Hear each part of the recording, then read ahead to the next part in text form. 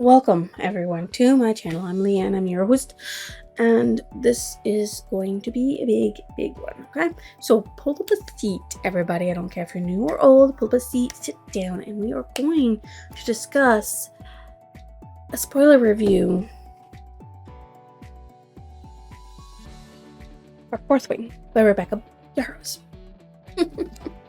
Now y'all knew this was coming. I can't tell you how you didn't know if you didn't know, but it was coming. Always gonna be coming. Okay, so this is by the series called The Imperium, and here is the book of the book. A dragon without its rider is a tragedy. A dragon, a rider without the dragon is dead. Article 1, Section 1, the Dragon Riders Codex. I can't talk for some reason. 20-year-old Violet Thornhill is supposed to enter the Scribe Quadrant, living a quiet life among books and history. Now, the commanding general, also known as her tough as Talon's mother, I like that, tough as Talons, we said tough as nails, has ordered Violet to join the hundreds of candidates striving to become the elite of Navarre, Dragon Riders. But when you're smaller than everyone else and your body is brittle, death is only a heartbeat away, because dragons don't bond to fragile humans. They incinerate them. With fewer dragons willing to bond than cadets, most would kill Violet to better their own chances of success. The rest would kill her just for being her mother's daughter, like Xaden Rorison, the most powerful and ruthless wing leader in the Riders' Quadrant. She'll need every edge her wits can give her just to see the next sunrise. Yet with every day that passes, the war outside grows more deadly. The kingdom's protective wards are failing, and the death toll continues to rise. Even worse, Violet begins to suspect leadership is hiding a terrible secret. Friends, enemies, lovers, everyone at Basgiath War College has an agenda, because once you enter, there are only two ways out: graduate or die. That's a heavy hitter, and it's a heavy hitter for a reason, and it's a very good heavy hitter. Like, this romantasy is a very good heavy hitter. Light on the romance in this one. Hopefully it picks up in the second one, because there wasn't a lot of romance between the two main characters, but it's still a heavy hitter in the fantasy sense. So, Violet Sorrengail is of course a determined young woman who is forced by her mother, General Lilith Sorrengail, to join the Dragon Rider Quadrant at Basgiath War College. In her terrifying new life as a Dragon Rider, Violet quickly learns to rely on her instinct, on her intellect and resilience to survive among many bigger, stronger cadets. Okay.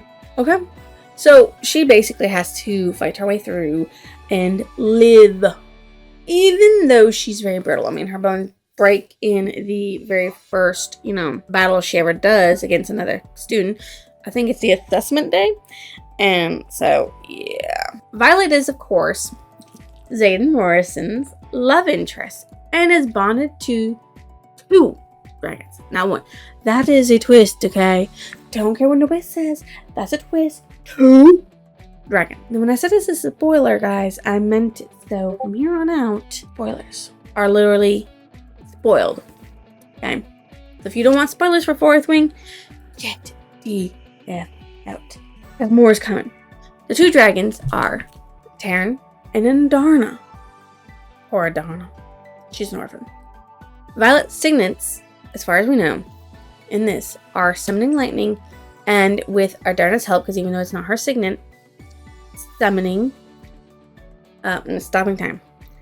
So with Andarna giving her the Andarna's gift, which is stopping time, she can stop time. She's only done it like twice in the book, but she summons lightning. She's actually the reason why Jack Barlow died from lightning, and the reason why they won against the Venom. Though too late, in my opinion. Rebecca, you shouldn't have. You could have killed off anybody else, but you didn't. You killed off the one character you shouldn't have killed off because everybody loves him. General Lilith Sorrengail is a powerful military leader and the head of the Basgiath.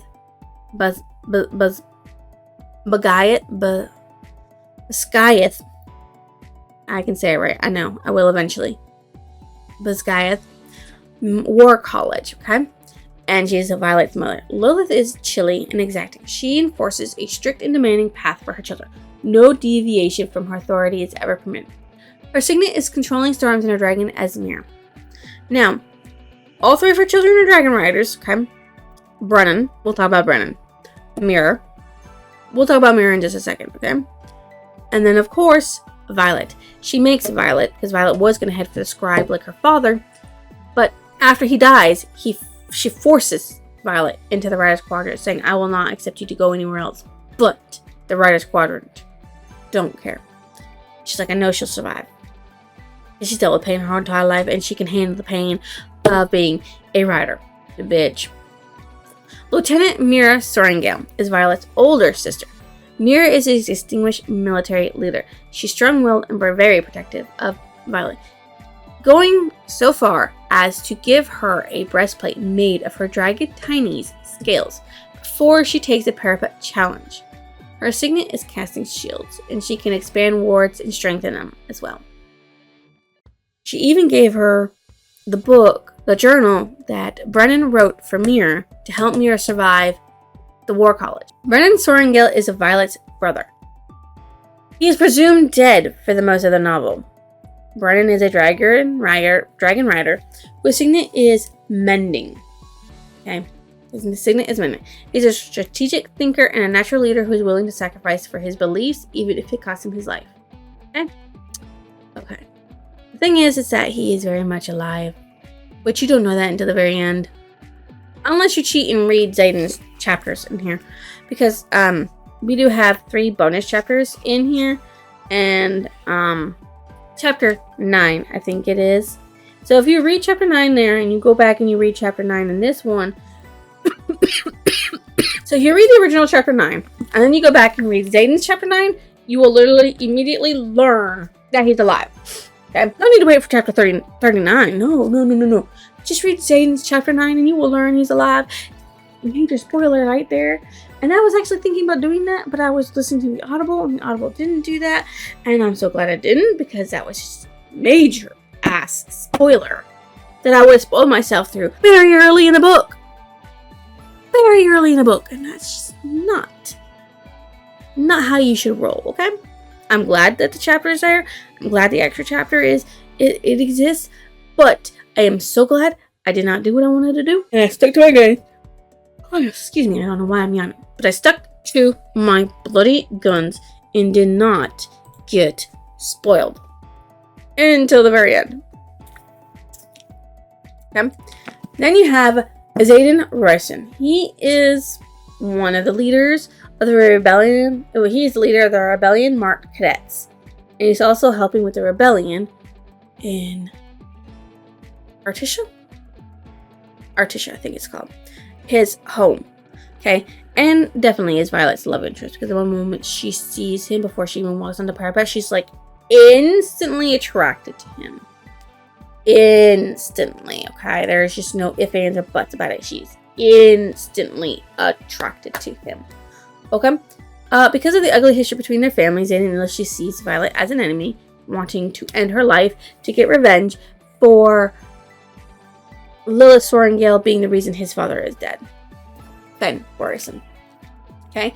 However, she quickly becomes an ally and a source of obsessive longing when she bonds with Terran, a dragon who's mated to Xaden's own mount, Stegale. Xaden is handsome and noble, but he's also stubborn and touchy. Spending time with Violet humanizes him. Xaden's signet is controlling shadows because he's got a lot of secrets and he's got to protect them. Okay. And he's very bloodthirsty, like Stegale, and hard as nails. And I mean, like, you learn that he is the reason why all of the marked ones who have the rebellion signet on them are forced to go to the Riders Quadrant. He made the decision for them all that to live, it was either they all die along with their parents, or they enter Bisgayeth War College in the Riders Quadrant. He has 107 scars, each for all of the rebellion children who have the rebellion mark and are forced to go to the War College, the Riders Quadrant. It was his deal that set that up. And even though it was a terrible deal and it should never been a deal in the first place, they should have just been allowed to live their fucking lives. It's not their fault, okay? For any of the shit that happens, it's actually Navarian's leaders' fault. It's their bloody fault, okay? It's somebody else's fault, but the Navarian leader's fault. Got it? Got it, okay? Things shouldn't have happened the way they did, but they did because they did. Or else you wouldn't have a very compelling novel. I mean, obviously. Things have to happen the way they did in the book or would be compelling, but the things shouldn't have happened because that's the way you think as a normal human being. But people are people, and they just don't want to...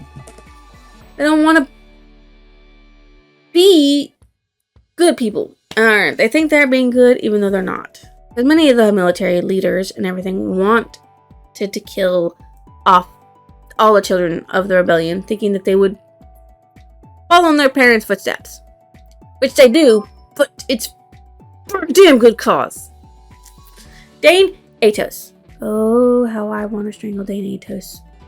He was Violet's childhood friend. Not anymore at the end of the book, at least I don't think he should be. He's a son of a high-ranking officer and is loyal to Navarre above all else. His signet is being able to look into people's recent memories by touching them on the face. And he uses that against Xaden. And almost, because of it, he's the reason why Violet almost died. Because he sets up Xaden and a lot of the other rebellion marked ones to die during the last war games. The last of the war games. He uses a memory he took without Violet's knowledge and used it against them. That is terrible. For somebody who is so rule abiding, does something so uncool. Yes, he'll probably be used for interrogations once he graduates, if he survives that long. The third year. That's his third year, which is Iron Flame. I guess he's in his third year at that time. And yeah, he will be a very good asset for Navarre, but he is a very rule-abiding to the point where he would have allowed Violet to die at Threshing, would have allowed Violet not to participate in Threshing and have her executed for not being able to complete the gauntlet without using outside help in a way, which is irritating in my opinion, and he should just be a fucking dick and just not be there for Violet anymore. Because I mean, like, I understand you want to save her. Yes, in the beginning he wants to shove her off into the scribe quadrant as quickly and fastly as he can, not thinking about any other consequences on her or him in that to keep Violet safe. But then in the end he's like, I wouldn't do anything to protect her because that's the rules in the Writer's Quadrant. Fuck you, Dane. Marnal Atos is Dane's father and close confidant to General Sorengale. I bet you he told his father, and his father told people, and that's why that happened the way it did. Dick. Rhiannon Matthias, or Rhi, as Violet calls her, is Violet's best friend, female best friend. Rhiannon is loyal, strong, and supportive. Her signet is summoning objects, and her dragon is Ferg. Now, when they first meet, you know, they're with Dylan. Dylan was a candidate for the Writer's Quadrant. He died by falling off the parapet, so he doesn't last very long. But Rhiannon only survives because Violet decides to switch one boot with her because Rhiannon's boots were smooth and unable to grip the parapet the way they should. So she's like very loyal to Violet because Violet's the reason why she lied. She has a relationship with a girl named Tara on again and off again throughout the whole novel. You also meet Jacina. You know Jacina is an existing person because Jacina Nailwart is a curator for the Scribe Quadrant at Basquiat's War College. So you meet her officially. She has known Violet for many years before their first year at Basquiat because they spent years training before subscription day, studying for the scribe entrance exam together. and she helps her out, getting her books and stuff. When she gets the duties for, she's forced to take on the duties for the scribe quadrant, being the archive person who brings books back and forth between the writer's quadrant and the scribe quadrant. They don't talk, they sign instead. I don't know if that's because Justina can't talk, or if when you're in the scribe quadrant you're not allowed to talk. That's not very clear at the moment. Imogen is a second-year writer at Besagath War College. She is friends with Xaden Ryzen and a member of the rebellion alongside Garrick Tavis, Bodhi Dern, and all the other children of the leaders of the failed Tirish rebellion led by Fen Ryzen. She definitely has an active role in the revolution, and she is a member of 4th Wing Flame Section 2nd Squad. Her dragon is Lane. You don't really learn a lot more about her, besides the fact that she wants to kill Violet at the beginning, and then can't because Tyrion and Sigale are mated. Can't do nothing about it. Okay. So Garrick Tavis is a 3rd-year dragon rider and Xaden Royson's best friend since childhood. He also has an active role in the rebellion as one of the oldest bearers. His dragon is Kurth. Amber Mavis was the wing leader from 3rd Wing and close friends with Dane Atos. She bonded an orange dagger tail called Clyde, and earned the rank of wing leader. She died. She was killed by Terran, and that was because she broke the number 1 rule in the Riders' Quadrant. Okay? You are not allowed to attack riders while they're sleeping. That is an immediate death sentence if it can be proven. Okay? And Violet was sleeping when Amber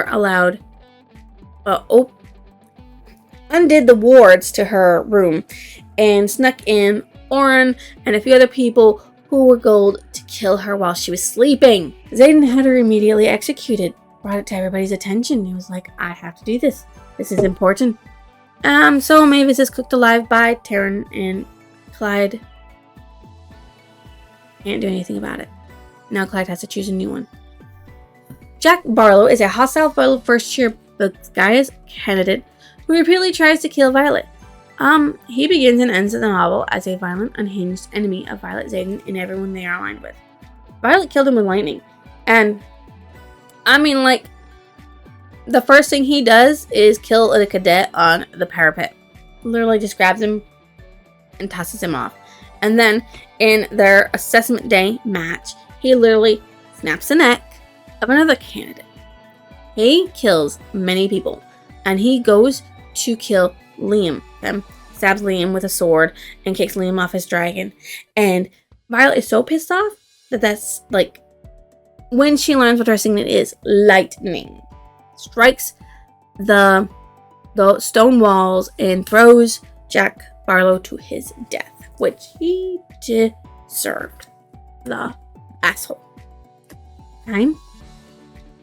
Taranok, Mert Sudium, Clan Fleur is Violet's bonded dragon. One of them, okay? So, yeah. Terran is a colossal and powerful black dragon. He's known for his sarcastic demeanor and long history of storied battles.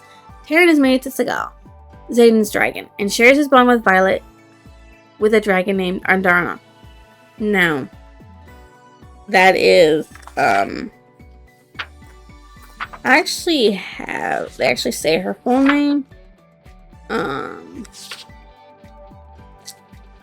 Oh, by the way, that's not the first time Violet came up against Jack and won. She actually injured him with a dagger to the point where he couldn't use his sword.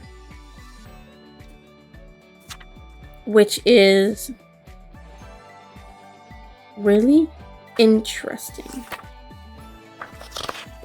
And Darna Arum Andarna for short, is Violet's second dragon, Bond. Andarna is a golden feathered tail initially thought to be another dragon species, but will later revealed to actually just be a juvenile dragon, and that she would not be a feather tail for long. Young dragons are not usually known to bond with humans, and they are not big enough nor strong enough to be able to hold a rider on their back and fly very well. And she can fly, but she can't fly fast or keep up with adult dragons.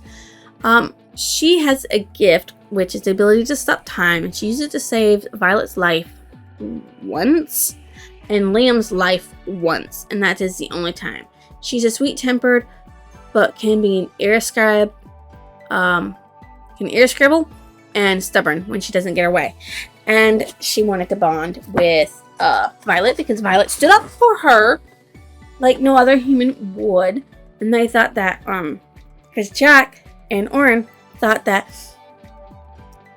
killing the dragon was the best way to deal with shit. Because they thought Andarna was going to be liable if she bonded with a dragon, make people weak, because she couldn't even hold a rider. Which they didn't realize that she was just a juvenile and that she would grow up to be powerful. Of course, at the end of the book, you learn through Xaden's point of view that she's grown and lost her ability, but she's no longer a baby, and she's of course lost her ability to stop time because it wasn't permanently hers. Juveniles lose their gifts and everything.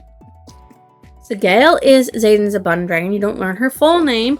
She is an enormous and fierce blue dagger tail, and she's completely devoted to both Perrin and Xaden, and doesn't approve of Violet until like the very end.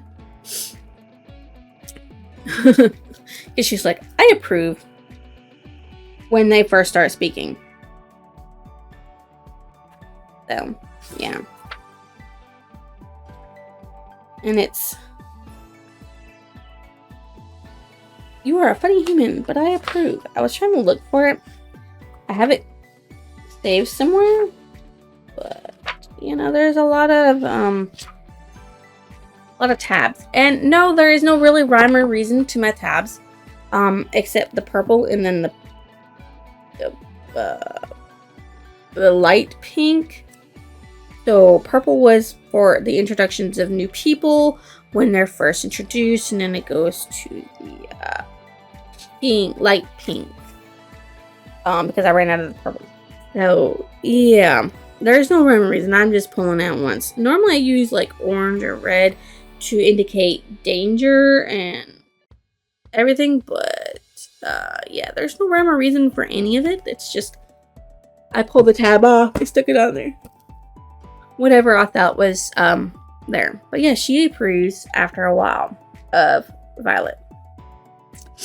Riddick Gimli is a light-hearted Bagaya's cadet known for his crash humor. Riddick helps keep up the spirits of his classmates during difficult moments. His signet is wielding ice, and his dragon is Aeltron. And he's like the comic relief, but at the same time, smart, I guess. Liam Mari is a charming cadet fostered alongside Xaden. Liam is deeply loyal to his friends and willing to sacrifice himself for their safety. He became Violet's unofficial bodyguard about halfway through the novel. His dragon is Dane, and his signet was Foresight. Liam dies, and it's very sad, okay? Very, very sad. You learn that Liam is a very good person. I mean, he's very smart, and he's very top of the class of everything, but he dies because Day dies, thanks to a fucking wyvern and venom. And he passes away because his dragon dies, and it's very sad. Like, it's just, I don't know. I don't like the fact that she killed Liam. I hate that Rebecca Yarros killed Liam. And even though Rebecca Yarrow says the reason why she killed him was because he had nowhere to go, that's not true. Sometimes he was a very shitty bodyguard. And she escaped a couple times without his knowledge. I mean, once. And he leaves her, even because she says, well, I'm just going to go find Zayden. It's like, oh, well, I don't want to be part of that mess. And just walks away. Yes, I know. She saves her and Taryn from a wyvern. And he is badass. You shouldn't have killed him. You shouldn't have. Terrible thing for you to do. Rebecca. Professor Carr is a professor who teaches cadets how to harness and control their signets after bonding with dragons. Carr pushes cadets to the physical and mental limits and is also the War College's executioner when cadets display forbidden signet powers. Professor Kiori is a professor at Goliath who teaches cadets about dragonkind and holds a military rank of colonel. Kiori is a researcher, but his curiosity about dragons and their closely guarded history can cloud his judgment. His signet is illusions. So, he can make illusions for you to look at and view, which makes him a good professor. Professor Markham is actually head of the scribes at Goliath, and he was a mentor to Violet before she joined the Writers' Quadrant. He holds all the power. Her father actually says that scribes hold all the power, and they can change history if they really wanted to. It only takes one desperate generation to change history, even erase it. Remember, the folklore is passed from one generation to the next to teach us about our past. So, yeah, it gives you a hint that a scribe changed history. Because they only have 400 years worth of history. And a scribe changed that history because there's 600 years of Navarre existing. That's 200 years missing. So obviously, Markham can do that as well because he's the head scribe. So he can change history as well and keep things out of people's hands. He's also the one who teaches Battle Brief. Professor Devara is a writer who co-leads Battle Brief classes with Professor Markham. Her military rank is captain. So yeah. And you know this because Violet and Liam find a scroll that's not marked classified, technically, that talks about a battle that happened. I'm pretty sure the battle happened at Somerton. But instead of talking about that, he talks about something about history, actually. And Liam and Violet are like, that must have been marked classified, and that's why he's not discussing it, even though it wasn't marked classified. He's just choosing not to talk about it because it probably talks about the venom and the wyvern attack more than anything.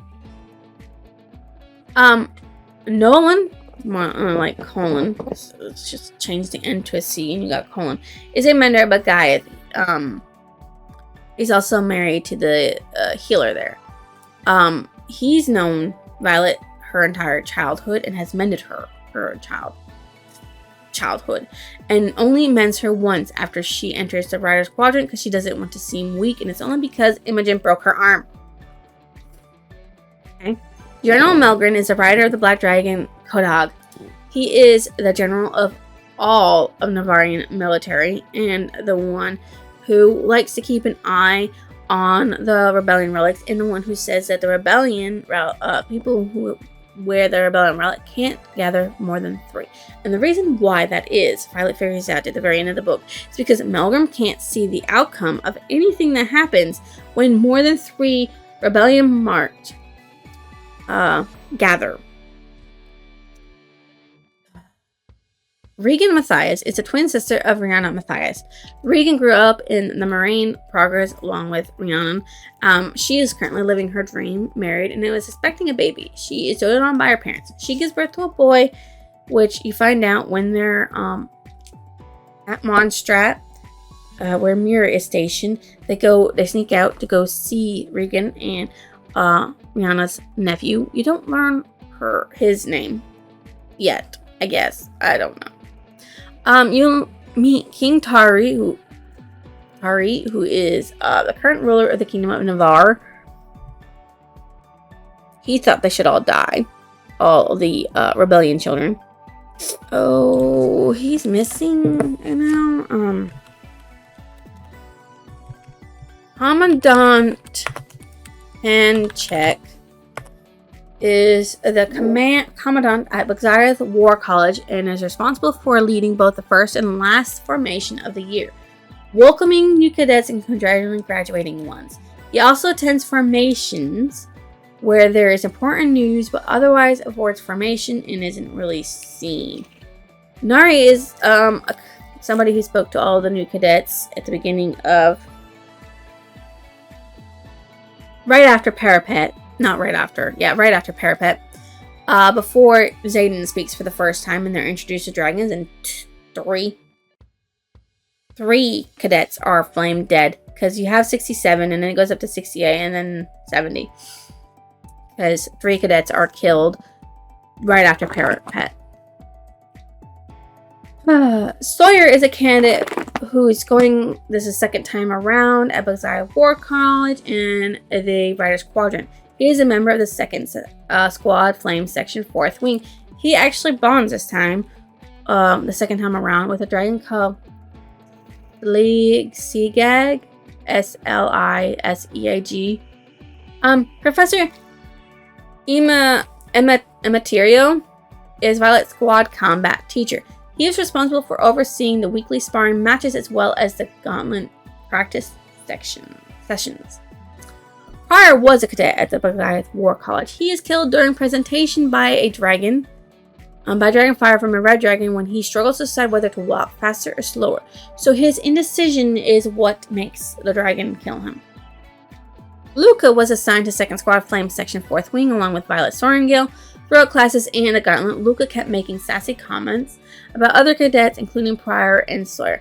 During presentation, she belittles Violet, who she thought would be eaten by the 2 greens that approached her, because 2 greens smelt tiny on her because of her tunic that Mira gave her, which had the shrunken scales of tiny. Before she could finish calling Violet weak and Pryor an unsuitable rider, she got burned to death by one of the dragons. Not long after Pryor, Aurelie Donas was a member of the Riders Quadrant during Violet Sorengale's first year. She fell off the gauntlet. She was talking about how she had been training on something her father had made that was like the gauntlet for several years, and she is one of the ones that actually fell off from it and did not complete the gauntlet. And make it to presentation day in October, or the threshing in October. Yumi Sianan, a second-year rider at Bexareth War College. She holds the position of executive officer of 2nd Squad Flame Section of 4th Wing during her second year. Tynan was a cadet who is friends with Jack Barlow. During threshing, he joined with Jack Barlow and Oren Serfet in a plot to kill a small golden feather-tailed dragon in an effort to remove the weak. Violet stood in the way, protecting the dragon. She held off the 3 would-be assassins, hitting Tynan's thigh with a dagger, though receiving a cut along the length of her upper right arm, leaving a scar. Finally, while Violet was weakened, Terranok arrived, and Tynan made a run from the field, but the huge elder dragon incinerated him. So Tynan died. Winifred is the best healer at the Bexareth War College and married to Nolan, the Mender. She has helped Violet Sorengale every time she gets hurt since Violet came to Bexareth with her mother when she was assigned as the headmaster or general of it. Bodhi Duran is actually Xaden's cousin and a dragon rider. He was one of the 107 underage children of the prominent leaders of Cherry Children at the time of the apostasy, and bears a rebellion relic as a consequence. He has an active role in the rebellion along with Xaden, Garrick, and Imogen. And they do look a lot like Xaden and Bodhi. Oren Serfet was a first-year cadet at Bexareth War College. So, he attempted, along with Jack Barlow, to kill Andarna, because he thought the Golden Dragon was weak. Violet knocks him out, and doesn't kill him at threshing, which bites her in the ass because he doesn't bond with the dragon because he's knocked out. So he decides that the only thing he can do is kill Violet. Right? So one night, Orin breaks in to Violet's room with 5 other unbonded cadets with the help of the wing leader Amber Mavis, who thinks Violet is too weak to be there. She was trying to save the wing. In an attempt to kill her and get Taryn to bond with one of them. Orin had warned the other attackers that Violet's armor was impenetrable. And after several tries to take Violet out, Orin grabbed her and began choking her. But before she lost consciousness, he replaced his hand with his dagger. He told Violet that Taryn would be his as the other embodies encouraged him. And Donna stopped time just as Zayden Ryerson arrived at the room, and Violet manages to escape from under Orin's blade while time is stopped. Once time restarted, Orin drops his dagger, and tried to reason with Zayden, saying that Taryn never should have bonded with Violet. Zayden responds saying that dragons don't make mistakes and uses just to choke to death every attacker except Orin. Orin picked up one of Violet's dropped daggers and used it to slit Orin's throat, saying that Violet should have killed him at threshing, which is true. Violet had never killed anyone until Jack Barlow, which was during one of the war games, and honestly, she should have killed Orin. Trina was assigned to Violet's Sorrengail squad. She had friends in First Wing. Trina died during threshing. She had actually bonded to an orange clubtail but fell off during test flight. And unlike Taryn, chose it to save her, just let her fall to her death, because obviously most dragons don't care. If you can't stay on them, you're not worth it. Eaton is one of the second-year cadets in Violet Sorrengail's squad during 4th Wing after graduation. No, hold on. Yeah, Heaton is one of them. You don't really learn much else about Heaton. Emery is first introduced as one of the 2 third-year cadets in Violet's squad in 4th Wing. He's bonded to a brown clubtail. Cadet Pearson is a scribe cadet with they don't give you his first name. And he really doesn't like marked ones, but he likes Violet.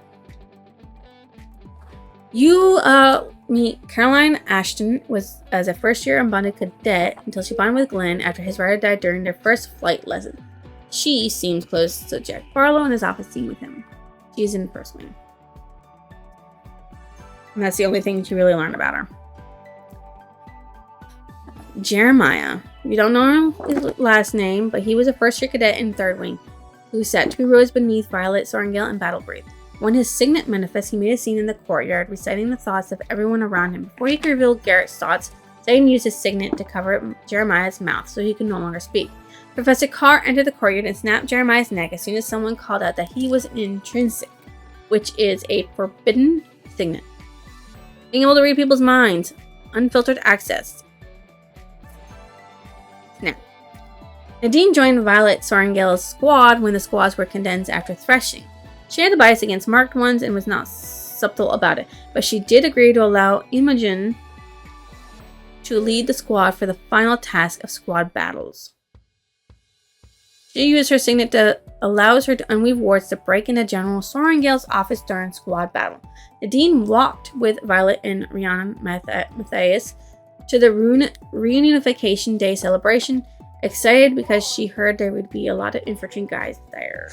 Soel was a 3rd-year rider in 4th Wing of Ascaiath War College who fought at Ressen, and when the Venom sucked out all the magic in the era of Ressen and it expanded, Soel was not fast enough to run out of the danger, and she was killed because all the magic was sucked out of her. Hera is a dragon rider and the on-again, off-again lover of Rihanna Matthias. And that's all the important people that we're going to talk about. Now we're going to jump down to my favorite character. It was actually Riddick, not Violet, because he was a joker and he was a no-shits-given kind of person. But he really stood up for his squad and didn't like when other people picked on him, on his squad mate.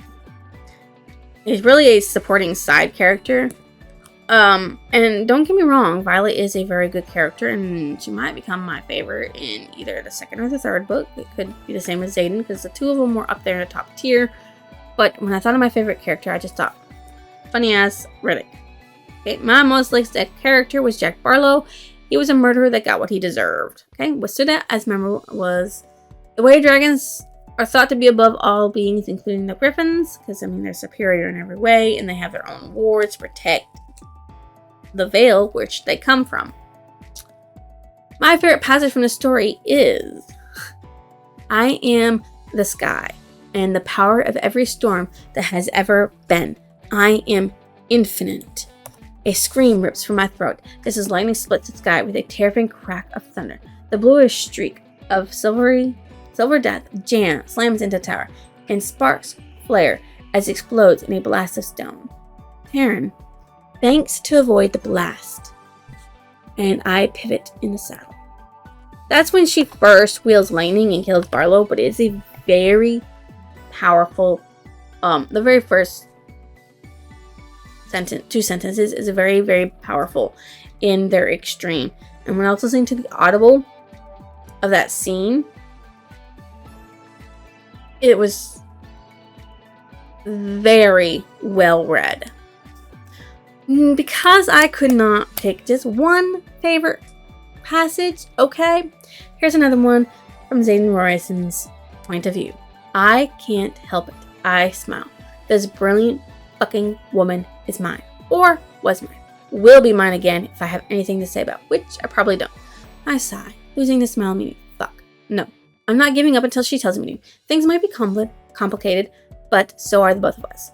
This is when she figures out the reason why they're not allowed to gather more than 3 squads, 3 marked ones. Morgan can't see the outcome when more than 3 of you are together. That's why you're not allowed to assemble. She figures it out. He doesn't have to say anything. She literally figures it out, okay? My favorite quote is actually from Taryn. He says, stubborn silver human. Stubborn silver human. He says it a lot because she's very stubborn. Very, very fucking stubborn. But, you know, it's like, you can't always be using up all your power. I have to learn how to stay on. He doesn't let her die, though, when she pretends she falls off, which is good. Very good. What I thought about the ending of the book. What the hell? Rebecca Yarros, woman, what were you thinking? Brennan is alive. Violet and Xaden are in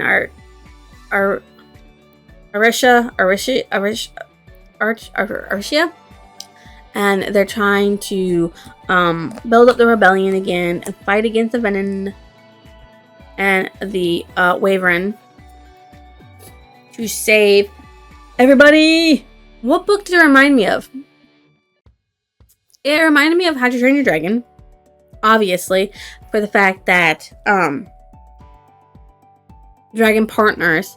In How to Train Your Dragon, the humans pick the dragon because they go into the dragon's cave and grab a baby dragon and make off with them and bond with them, you know.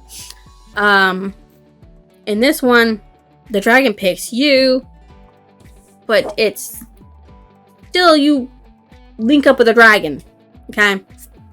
No, not the movies, How to Train Your Dragon, the books, because the movies are different. So yeah, there is that. And in Amber and the Ashes is what it also reminds me of a little bit, because you have Violet, or what's her name? Laya.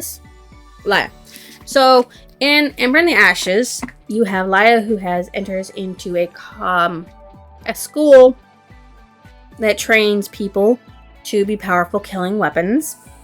And you have Violet, who enters in the Rider's Quadrant against her will. Of course, this is also against her will. Lila doesn't really want to go in there and be a servant or a slave in any way, shape, or form, but she thinks it's the only way to save her brother. Violet enters it because she knows it's the only chance she has, and she thinks she's going to die during the Rider's Quadrant. Then you have, of course, the love interest. In Lila's case, Eli's is the school's finest soldier, and the one who was kidnapped and forced into the school. Oh yeah, they're both forced into it. And Zayden, of course, is forced into the Rise Squadron, or it's death. So, there is a lot of no, not a lot of similarities. That's the only two similarities, is that both main characters are forced into a school against their will. Although this one is the ending of the schooling year, and this one's the beginning, and it's the whole year's worth, and this is just a couple of weeks worth. It reminded me of it a little bit. A lot of the plots and stuff are different in that sense, but it reminded me of that.